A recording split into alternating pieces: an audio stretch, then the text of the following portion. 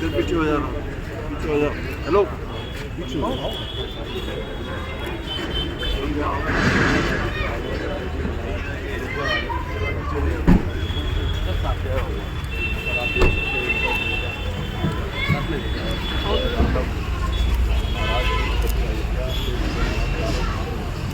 Okay sir, आ जाइए sir,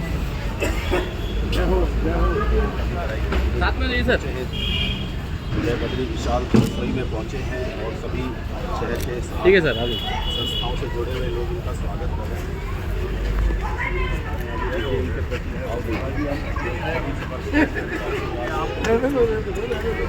sir थोड़ा side से। बहुत विद्वान माने जाते हैं। थोड़ा शहर के गणमान्य लोग समाज से भी यहाँ पर एकत्रित हुए हैं, उनसे आशीर्वाद ले रहे हैं और जय बद्री विशाल रसोई जो कि समाज के लिए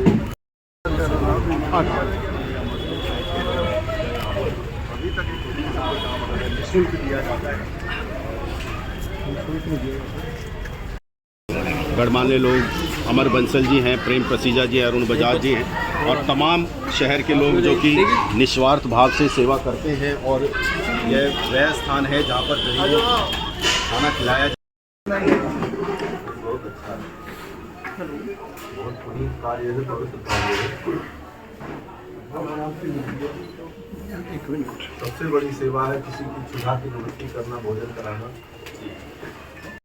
जय श्री सीताराम जी। आज यहाँ फरीदाबाद में जय बद्री विशाल रसोई में आकर के बड़ी ही प्रसन्नता का अनुभव हो रहा है। और आज से पूर्व 2 वर्ष पूर्व बद्रीनाथ धाम में जी जय बद्री विशाल सेवा समिति के द्वारा कथा का आयोजन हुआ था। उसी समय ये सब सारे विचार प्रकट हुए कि लोगों की सेवा के लिए अन्नदान की एक व्यवस्था सोची जाए। तो इन सभी भक्तों ने मिल करके ये बहुत सुंदर आयोजन यहाँ पर ये कर रखा है कि जो लोग आवे उनको निःशुल्क भोजन देने की, निःशुल्क 10 रुपये बिल्कुल नाम मात्र है जो कि जिससे उनको ये महसूस न हो कि हम मुफ्त का खा रहे हैं। जी। तो एक प्रकार से उनको सुविधा भी हो और 10 रुपये में आज के समय में थाली मिलना बहुत मुश्किल है। एक प्रकार से यह मुफ्त ही समझा जाए। जी।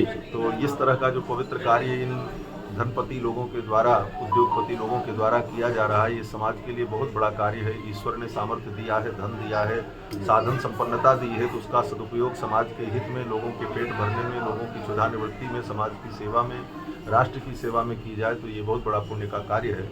और नागरिकों की सेवा, ऐसे लोगों की सेवा, ये राष्ट्र की ही सेवा है। इसलिए हम सभी को धन्यवाद देते हैं और सभी के लिए मंगल कामना करते हैं कि ये प्रेरणा आपकी और बनी रहे और बड़े स्तर पे भी ये कार्य हो और दिल्ली एनसीआर में और भी अन्य जगहों पर इसी तरह के कार्य किए जाएं तो उससे समाज की बहुत बड़ी सेवा हो।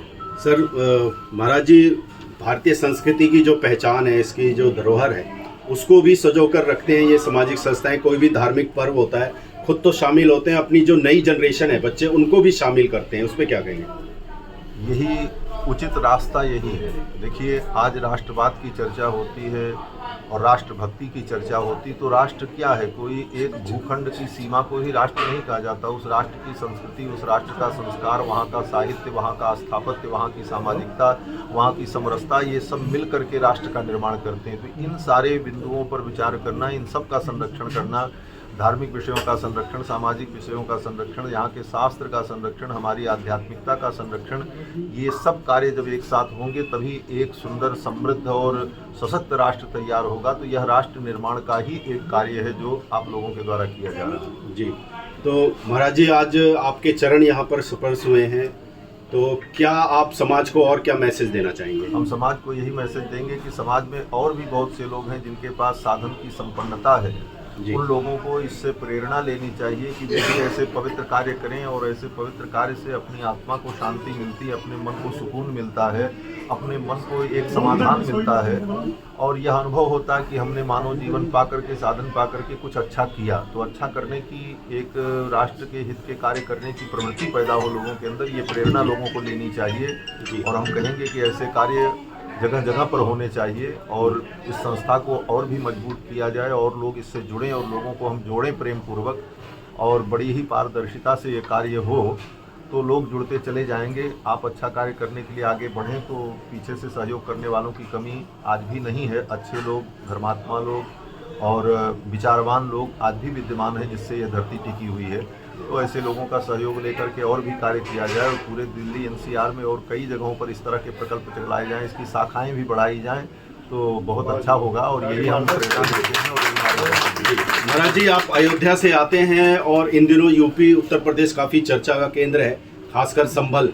तो उसको लेकर के आप क्या सोचते हैं? जिस तरीके से ये मस्जिदों में से ये जो कार्रवाई चल रही है, कभी उस फलाना मस्जिद और कभी किसी मस्जिद को, जो ये आजकल जांच का विषय बन रहा है। देखिए, मुगलों का जब काल था तो मुगल काल में तलवार की नोक पर, शासन के बल पर उन लोगों ने हिंदुओं के साथ बहुत बड़ा अत्याचार किया। बहुत सारे प्राचीन मंदिर तोड़े गए।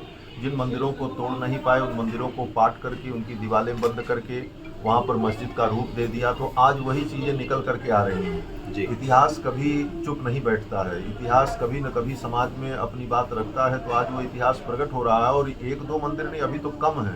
पूरे भारत में 30,000 मंदिर तोड़े गए और 30,000 मंदिर तोड़ करके मस्जिद बनाया गया मुसलमानों के काल में, मुगल काल में। तो हम सब जगह की बात तो नहीं करते, लेकिन जहाँ हमें प्रमाण मिलेगा और जहाँ पर हमारे चिन्ह मिलेंगे और जहाँ पर हमें इतिहास मिलेगा या हमारे पास एविडेंस होंगे, तो उन चीज़ों के लिए हम मांग करेंगे और उसे पुनः हम प्राप्त करेंगे। और प्राप्त करके वहाँ हम अपने सनातन धर्म के अनुसार पूजा करेंगे, पाठ करेंगे। इसमें किसी को आपत्ति नहीं होनी चाहिए। और हम मुस्लिम भाइयों से भी ये कहना चाहते हैं कि वे लोग भी सहर्ष उसको लौटा दें, क्योंकि उनके कुरान में, उनके धर्म के अनुसार, उनके मजहब के अनुसार किसी दूसरे की ज़मीन पर, किसी दूसरे के हक पर काबिज होकर के वहाँ पर ईश्वर की आराधना की जाए तो वो ईश्वर को कबूल नहीं होती। तो उनका अल्लाह उनकी नमाज कबूल नहीं करेगा। ऐसे स्थान को सहर्ष प्रसन्नतापूर्वक उन्हें हिंदुओं को बुला करके दे देना चाहिए। और वो जो निकला है वहाँ पर संभल में ही नहीं, ऐसे बहुत सारे जगहों पर अभी निकलेंगे। और अब हिंदू जाग चुका है भारत में और हिंदू अपने अस्तित्व की रक्षा करने में समर्थ है। इसलिए ये कोई बहुत बड़ी बात नहीं है, हम इसका समर्थन करते हैं। और वहाँ पर हिंदुओं को अधिकार दिया जाना चाहिए, उसकी जांच हो, न्यायालय उसको निष्पक्ष रूप से विचार करके हिंदुओं को सौंप दे। हिंदू लोग अपने हिसाब से वहाँ भगवान की पूजा करें। कल की भगवान नारायण का जो है वो प्राकट्य स्थल है आने वाले कलयुग के अंत में। कल की नारायण भगवान का वहाँ प्रादुर्भाव होगा, जैसा भागवत में लिखा है।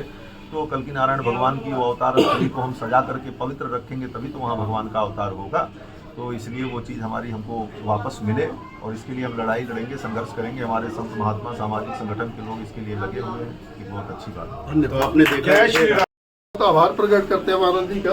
और बहुत दिनों से इच्छा थी, हम तो इनॉग्रेशन पे भी महाराज जी का समय लेना चाह रहे थे, लेकिन कुछ बिजी रहे, महाराज जी नहीं आ पाए। लेकिन आज हम दिल की गहराइयों से आभार प्रकट करते हैं और हम अंदर से भी इतना खुश है कि अभी हम सोच भी नहीं सकते।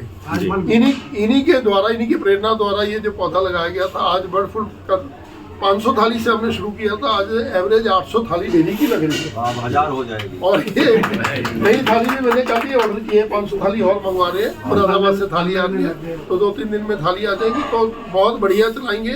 और महाराज जी ने जैसे हमें आशीर्वाद दिया, अगर हमें और एडजस्टमेंट मिली फरीदाबाद में 1-2 जगह बीके हॉस्पिटल और इधर दूसरे हॉस्पिटल में भी चलाना चाहते हैं, अगर ये सब कुछ संभव रहा, महाराज जी का आशीर्वाद बना रहे।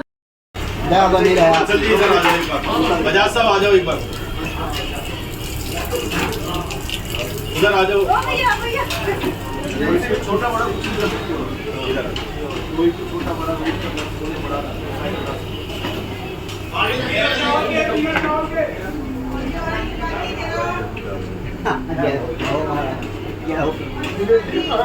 एक डाल, एक डाल, ये बड़ी आ जाएगी, डबल आ जाएगी, डबल आ जाएगी। ये आ गई ना ढक्कन, अब ढक्कन को आप डालना है सर, डाल दीजिए बस।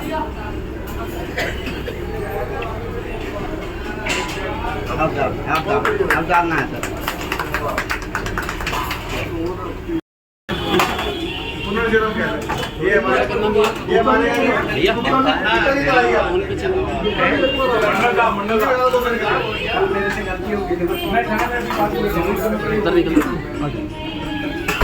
ठीक है,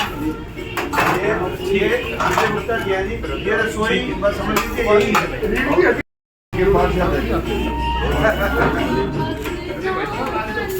ये सारे भगवान के पास है।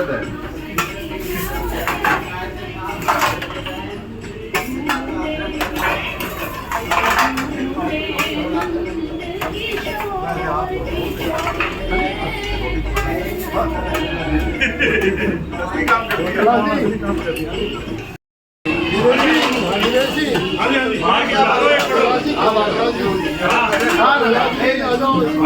भैया भैया थोड़ा सा डाउन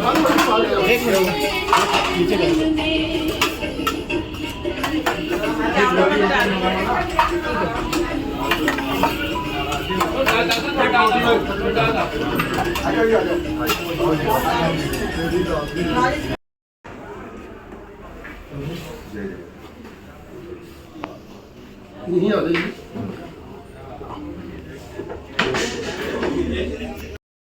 देखिए एक बार साथ में सभी थोड़ा सा चेयर हटा के हमारी फोटो जी थोड़ा थोड़ा सामने एक बार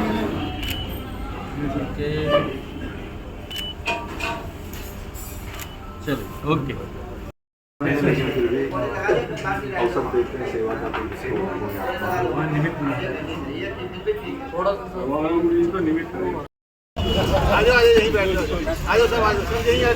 विशाल भगवान की